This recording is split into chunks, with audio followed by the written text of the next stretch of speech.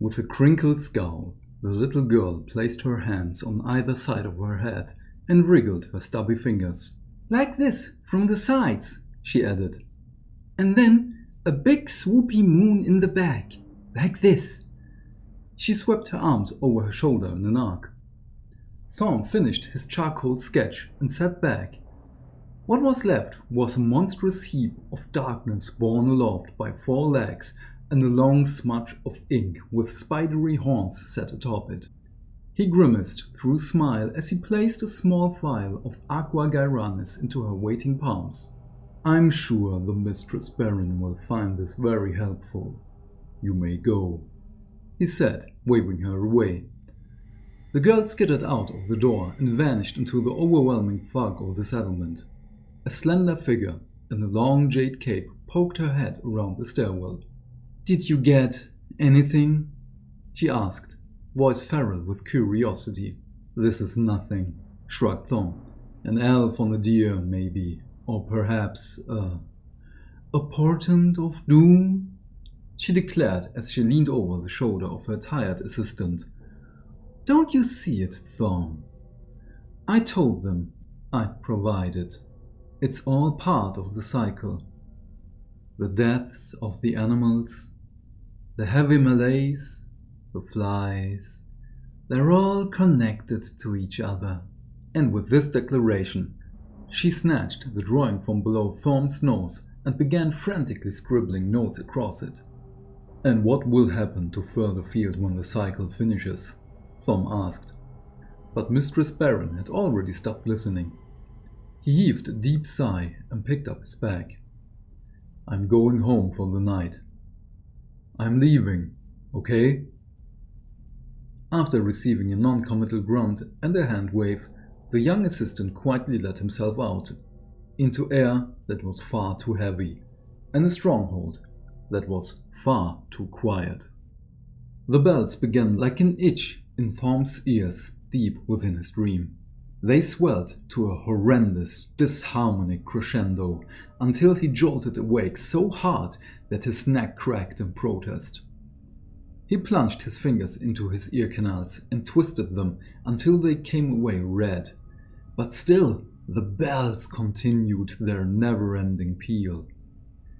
As he stumbled across the center of the stronghold, Thorm noticed dozens of settlers leaning against the sides of houses or resting against the wall, their heads in their hands.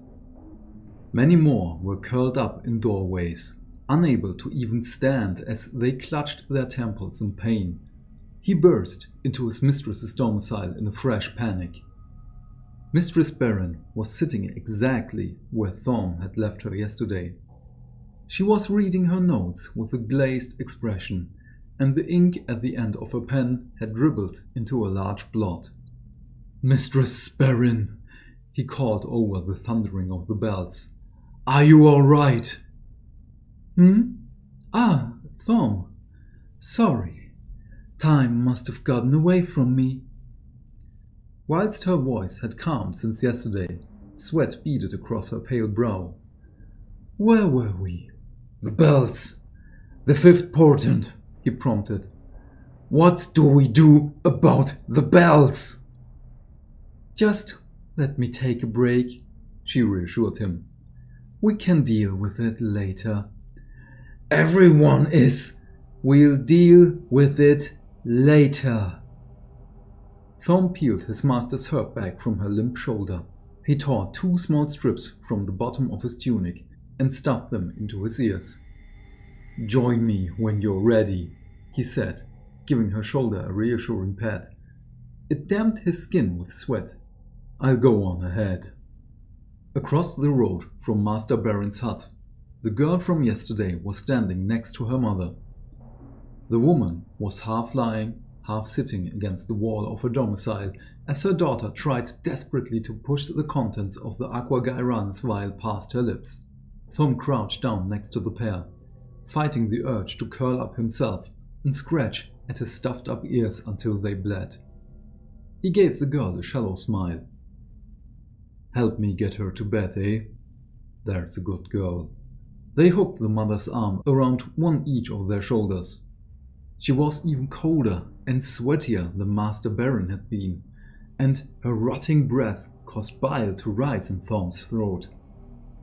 He swallowed it down and began to lift. The woman was stuck fast. Was this part of a previous portent? Was this another? Thorm wasn't sure anymore. He looked down to the woman's legs. Dark pools of blood had formed all over her dress where the skin of her body had begun to melt away and fuse into the floor. He could see the daughter's lips part as she screamed, but the fabric in his ears and the distant ringing of the bells rendered him all but deaf.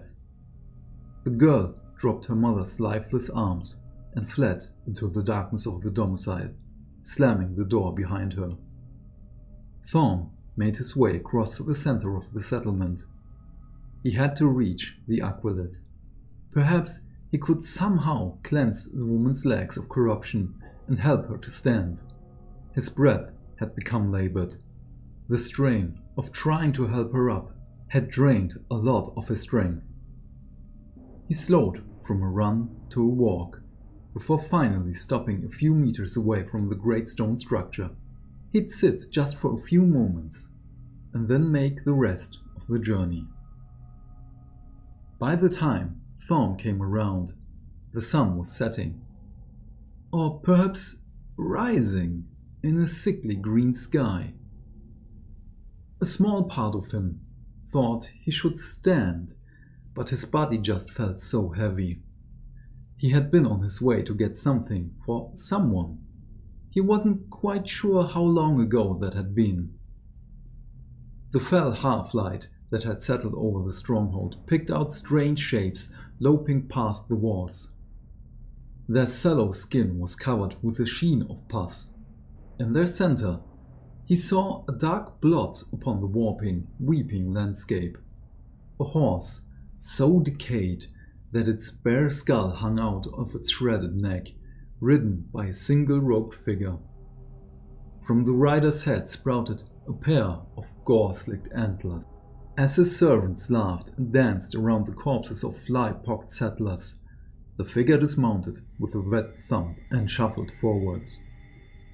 He rested his great scythe against his shoulder as he knelt by Thorm's body. "You've done well to survive thus far, O woeful youth." Thorm winced as the baleful words echoed directly into his mind. "Thy will hath rendered thee a worthy sacrifice." Thorm dimly felt the tip of the rider's scythe draw gently across his stomach. A bloom of pain cut through his stupor, but he no longer had the energy to scream. His bleary eyes followed his own intestines as the rider gathered them up and spread them out. The merry creatures around them laughed and offered soft smatters of applause. "Sir Geryon approacheth with his men from the west," whispered the man's voice, though all of his servants seemed to hear and heed his words. "We shall meet them at daybreak." As his servants scattered to prepare their ambush, the figure turned to Thorm and smiled. Flies nestled in the holes of his crusted helmet. "Thou hast earned a quick death," he said, drawing to his full height and brandishing his scythe.